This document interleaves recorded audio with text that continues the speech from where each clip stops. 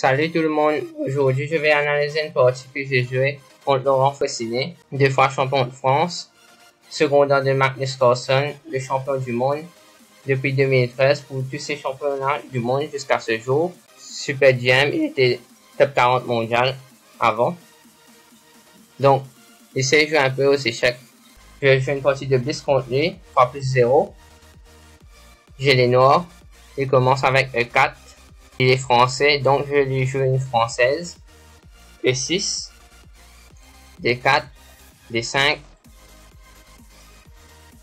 Je peux attaquer ce pion, donc il défend le pion avec son cheval. Je prends, il prend. Et ici je joue cheval F6.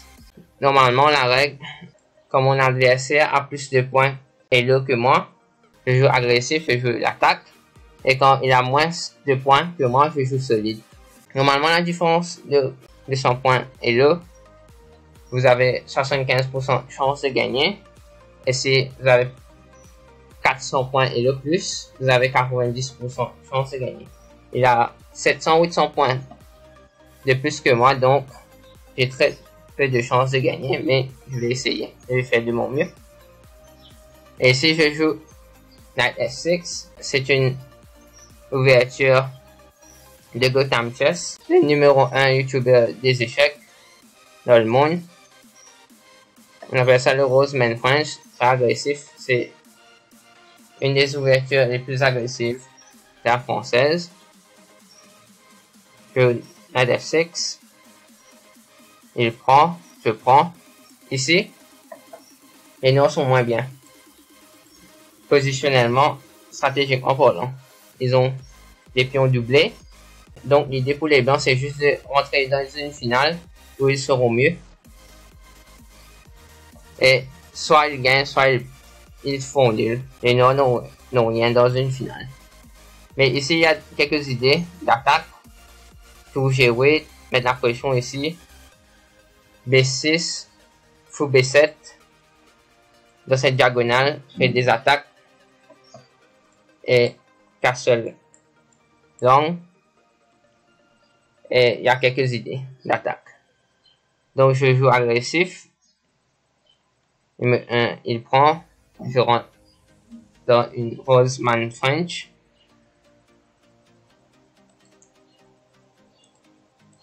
Je vais inventer Gotham Chess.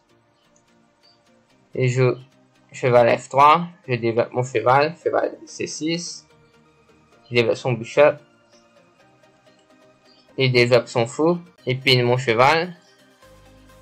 Je développe ma dame, j'attaque son fou. Il protège son fou avec sa dame. J'attaque son fou encore avec A6. Et je fou C4. Le fou est protégé par la dame, il attaque ma dame. Mais ceci est une erreur. Et je ne profite pas de son erreur. Je joue dame H5, mais ici il y a une tactique. Je peux prendre ce pion, et bien sûr, les blancs ne peuvent pas recapturer parce que je gagne un pion. Et si les blancs prennent avec le fou, je prends sa dame, fou intermédiaire, fou prend B7, je prends, il prend. Cette finale est mieux pour les noirs. Parce que j'ai la paire de fou. Un fou vaut 3.5 points. Un cheval vaut 3 points. Donc je suis mieux. On ne dit jamais paire de cheval ou paire de tour. Parce que si on perd une tour, on a l'autre tour. Mais on dit souvent paire de fou. Pourquoi? Parce que ce fou est unique. Il couvre les cases blanches. Ce fou est un fou de cases noires. Il attaque les cases de couleur noire. Donc, ces deux fous sont complémentaires. Ils peuvent attaquer les cases blanches et les cases noires. C'est pour ça qu'on dit une paire de fous. Si on perd une tour, on a le tour. Si on perd un cheval, on a le cheval. Mais si on perd un fou, on n'aura jamais ce fou encore. Et on ne va pas voir un pion ou un fou. On va toujours voir un pion pour une dame. Donc, on continue. Je dame H5, il pousse. Ce pion attaque mon cheval, je dois le bouger. Je le mets au milieu. Il prend, je prends sa dame, j'échange. Il prend, je prends le cheval. Je prends le cheval. Il prend le pion, je prends, j'échange. Je rentre dans une finale. Objectivement, cette finale est nulle. Si on compte le matériel, 3 pions, 3 pions, 3 pions et 3 pions. Les deux côtés ont 6 pions. Un fou de case noire. Un fou de case noire des deux côtés, 2 tours. 2 tours. Mais ici, j'ai des pions doublés. Quand un pion est doublé, un pion normalement vaut 1 point. Ce pion-là vaut que 0.5 points. Donc, 0.5 plus 0.5, ça fait 1 point au lieu de 2 points. Donc, c'est comme si je suis un pion de moins dans cette finale. Si on joue parfaitement, c'est nul. Mais c'est très difficile de jouer parfaitement. Et soyons réalistes, je ne vais pas jouer parfaitement cette finale. Les blancs peuvent mettre la pression à l'infini. Ils ne risquent rien. Soit ils gagnent. Le pire des résultats, c'est une nulle. Et en plus, on peut jouer beaucoup de coups ici. C'est une partie de blitz. J'ai pas tout mon temps à jouer. Je vais pas avoir tout mon temps pour trouver les meilleurs coups. Il va mettre la pression sur la position et sur la pendule. Donc je continue. Je joue. Tous les coups que je vais jouer sont corrects. Ici, cette série de coups, c'est correct. Je joue tout jouer. J'attaque ce pion. Et pousse. Protège ce pion. Je développe mon fou, je protège ce pion.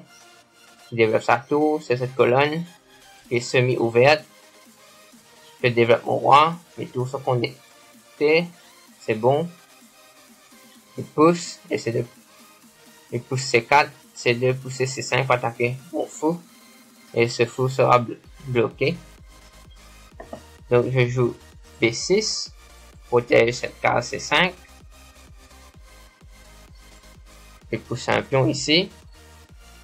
À 3. Je pousse un pion. Je pousse un autre pion. J'ai 4.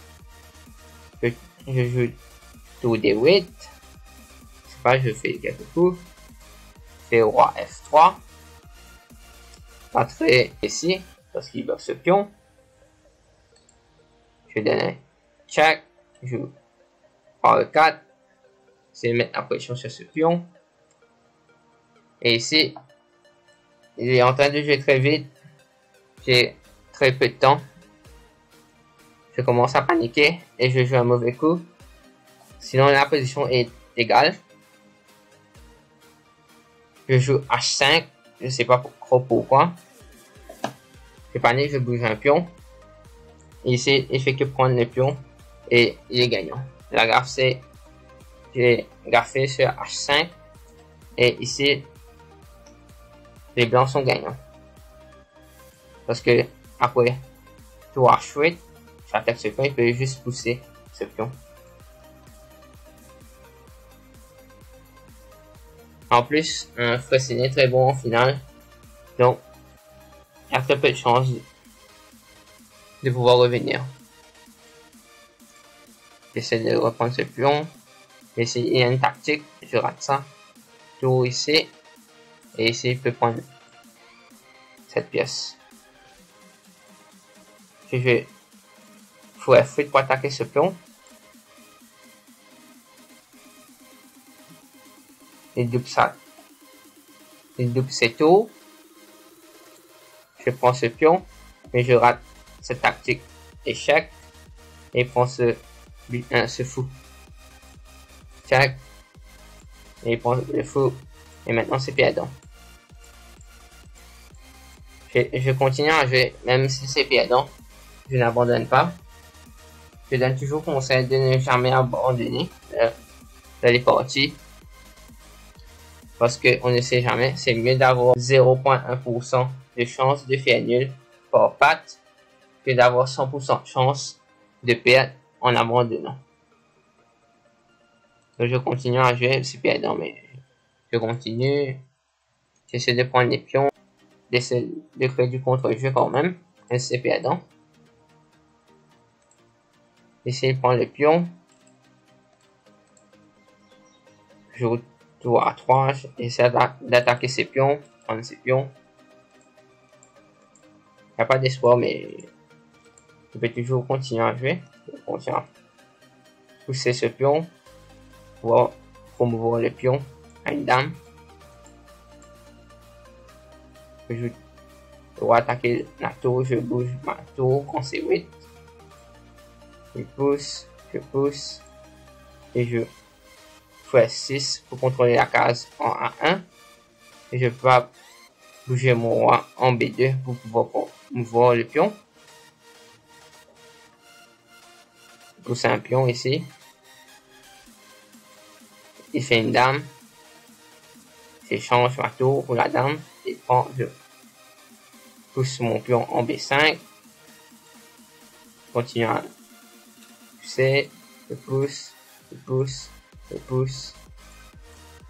Je bouge mon roi parce que je dois faire pousser.